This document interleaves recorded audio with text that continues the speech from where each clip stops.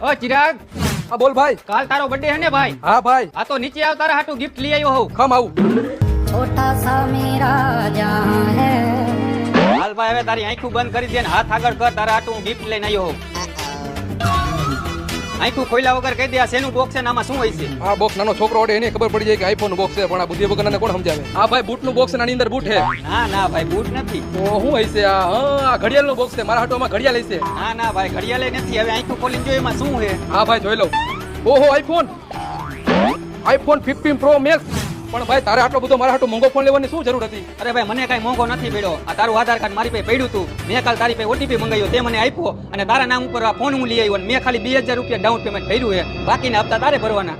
પણ બુદ્ધિ વગરના 1,80,000 રૂપિયાનો ફોન આવે તે મારો બર્થડે ખરાબ નહીં, પણ તે મારી જિંદગી ખરાબ કરી નાખી. ઈ હવે તું જાણ ને હપ્તા વાળા જાણે. હાલે તારું આધાર કાર્ડ. Happy birthday.